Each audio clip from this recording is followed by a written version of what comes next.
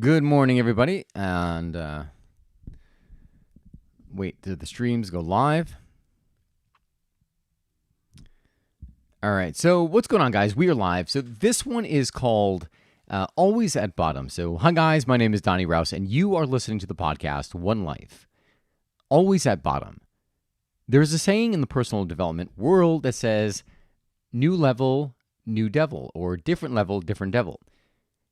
And what that means with regard to success is that we always, at least I have in the past, would think of success as this place where once you get there, once you've achieved it, it's kind of like smooth sailing.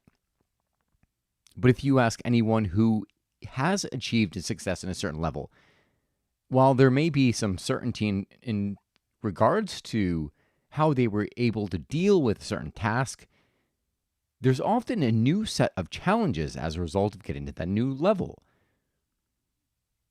There was a question in the book that I'm reading. There was a question that says Lewis Howes would ask the people he was interviewing how they felt in terms of self-love and self-confidence, and they would give a rating. Then he would say, okay, well, how did you feel weeks before that happened?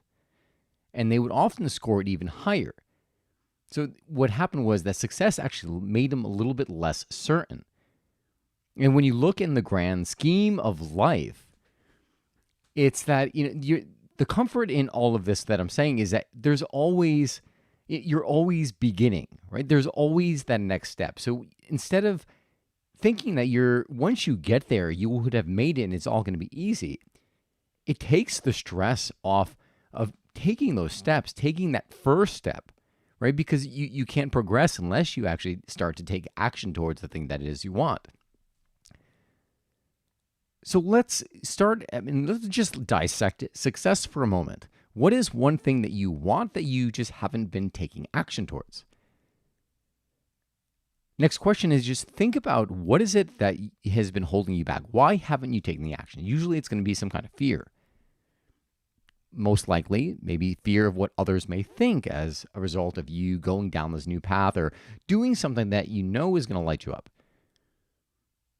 Then lastly, what if doing this thing was just like another step and that there was never any final destination. There was never any success that you had to achieve.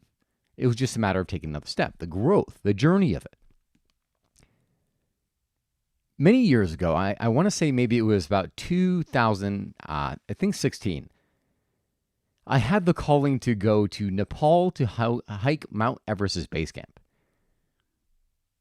On my way to, actually before I even booked the trip, I got excited and I'd been hemming and hawing about this trip for quite a bit until I was speaking with a friend. She's like, just book it now. And because if she was egging me on, I went online, I bought the ticket and I was like, yes, okay, I'm going. That night I was like, what the fuck did I do? Like, what did I do? I started getting really, really scared and nervous laying in my bed. I started having these visions and fantasies about what would happen if, and I don't even know if this is even possible. Like if an oxygen bubble or something like that was in my blood and I died, it just shows kind of like when you think of something you're afraid of, you usually go right to the extreme. So when I was thinking about all the things that can go wrong, it literally scared the crap out of me. But I had this rule that, you never cancel a trip. In one time in my entire life have I ever canceled a trip because mainly it was because my father kind of constantly calling me and saying, hey, cancel this. I was going to go to Istanbul, Turkey. And while it's a safe place and I've been there, that particular trip, I had like this gut feeling that something was off. And I was going to disregard that feeling just because I had this mentality. It's like, well, I never cancel a trip. Sometimes you got to cancel a trip. So back to Nepal. So I was doing the trek to Mount Everest's base camp, and it was a long and arduous trek, sometimes hiking for what I believe was like 8 hours. When we would get to these tea houses, we would literally engorge ourselves with food because you couldn't put on weight there. You couldn't maintain any kind of calories. You were burning it off so easy from the hiking and the terrain. When we got to Everest's base camp, it was a celebration. We were there. It was, first of all, what I expected to see as the result of getting to Mount Everest base camp, and what I saw was completely two different things. It was just kind of, oh, like, this is base camp, and there was, like, a few tents in the background over there, but that was it. And they had some flags, some prayer flags. So it was cool. And on that journey, I mean, the journey was literally the experience, right? Getting to base camp was nothing. Once you're there, you're like, all right, this is it. All right, I guess let's go back down. When we arrived, that one of the mornings, we summited I'm saying it correctly, Kala Patthar, which is a small mountain, if you want to even call it a mountain, right next to it. But it adds another, I don't even know how many feet in altitude. So it brings you up like maybe like I don't know if it's like 500 feet higher or whatever. It's maybe 1,000 feet high. I'm not really sure. One thing I do know is that the journey taught me a lot about success and about life, and how when you think that you're at the end, all of a sudden a new mountain appears ahead of you. So that morning, I woke up with a bunch of other people, the people who chose to go on this trek from the group. And we're going there. It's night. We have our headlamps on, and we're trekking up this mountain. I remember hiking up and thinking like very, very frequently, thinking that I was at the top. So we're climbing over rocks. Some people are saying, you know what, this is way too much. They were feeling the altitude, and they retracted. They pulled back and went back to the tea house we were staying at. Others kept going. I was like, I have got to see this thing. I can't wait to see the sunrise over Mount Everest. So I was going up there, and then there was a couple of guys I'd met from Australia. They were ready to pull back, and they saw this American passing them, and they were like, no, screw this. And they all kind of like mustered up the energy, and they all went up and started following me. And the funny thing was, every time there would be I would see the top of the hill or wherever I was climbing. I'm like, oh my God, thank God, I am almost there. The moment I would reach the peak there, all of a sudden another look like a mountain would appear right in front of it. I'm like, how is this even possible? I literally just summoned this. Now there's another one. And it happened several times. Until the last one. The last one was, I was like, how am I ever going to get up this thing? And I remember going up there, and my body was telling me, turn back, turn back, turn back. But then I was remembering things that my parents had said, my sister, about this trip, and how it wasn't safe, and all these doubts they were putting in my mind. And when I was there, when I was ready to turn back, they started playing in my mind, right? Because I'd planned the trip for I don't even know how long, so they had plenty of time to input all these messages in my head. And I remember going up there, and I said, these are not my beliefs. These are not my beliefs. And I started chanting that as I was climbing up the mountain. Near the summit, I literally was crying because I was so emotional from this. I mean, these are not my beliefs. It's like, I am going to get to the top of this. So I summited this mountain, and there were the 3 Australian guys who were there, and they told me the story. They're like, listen, if you didn't push forward, we wouldn't have pushed forward. So, thank you for inspiring us. And why do I tell you this story? I tell you this because it's so easy to get lost in that end goal, thinking that, right, well, you know what, let me just endure all the shit, all the pain, because I know one day when I get to that spot, it's going to be worth it, and then I can relax, then it's all going to be over. But that's a lie. Right? When you get to that spot, the last thing you want to do is you want to look back and say, well, is this all there is? Is that I did this entire journey, I just spent all this time, and this is all I've got? So it allows you to look at the journey as a whole, as the journey being the experience, as opposed to just getting to that end goal. The other reason I tell you this is because it's easy not to start because you're afraid that, one, the journey's too long. And then, secondly, that you may be criticized, or you may not do it right. But if you have any kind of calling to fulfill any kind of mission, something meaningful to you, you've already got it inside of you. It doesn't matter where you start. Because when you recognize that every single step is a growth process and the step itself is the success, all of a sudden it takes the heavy weight off your, now, like, instead of trekking up with a 50-pound sack on my back, now I just drop the weight, and you start to enjoy the process of becoming, as opposed to just waiting until you're at the destination. It's easy to forget this stuff, right? People who achieve, you're listening to this, chances are you are an achiever, because you're listening to this and you want to kind of till the soil of your mind just to get more enjoyment, to do the things that you're passionate about, to achieve more, to do more, to become more. And it's so easy to get lost. And I speak for myself. It's easy to get lost in all the little details. I mean, I'm sorry, not even the details, to get lost in the big picture. Because you're so fixated on this that you forget that this is the moment that you're here to enjoy, and that this is the only moment, that every single step forward is a step in the right direction. When I think of the journey, even this podcast, I'm creating my One Life course that I'm going to be launching September 4th. And, I could look at it and say, well, all right, September 4th. Oh my God, I cannot wait until I've launched this thing. Right? I could look at it, but I would be doing a great disservice for myself. And when I look at the most fulfilling aspects of this entire journey, it's all the little learnings that I'm getting along the way. As I'm going through this entire process, I'm redoing it again for myself so I can just have a better awareness as to the journey I'm going to take others through. And as a result of doing that, I'm recognizing the growth in the steps, not just trying to get to the destination. So how does this relate to your life?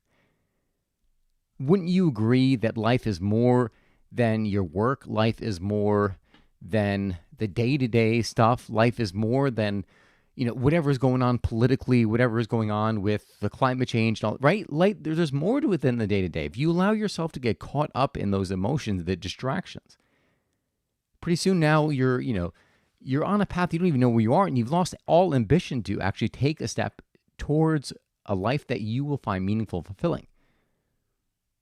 I was around some friends and they were talking about, I think China building something in, I don't even freaking know because I don't watch the news, like a military base in Cuba or some shit like that. And they're like, well, why do anything? Why do anything now? They're doing this and worrying about things that they cannot control. Here's the great thing about humans, is that we will do whatever we need to do in order to survive, right? When you think of how some people live, right? They struggle to survive just because surviving is like the homeostasis. Growth is not something that happens by chance. It happens by choice. But you will survive, right? That's why so many people are living, because you do whatever you got to do in order not to die. So let's take that a step further. And how does that relate to just creating a life that you love? Like, what does that mean about success? What is success? Let's even go there. What does success mean to you? Because that too is easy to get sucked in with other people, right? There's all these influences. It's easy to think that like success is the big house with the white picket fence and the Land Rover outside with 5 kids and a dog and maybe 1 cat, right? Because you got to balance it out.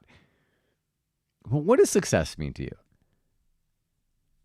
And really, once you have that answer, say, all right, well, how can I start moving towards this vision?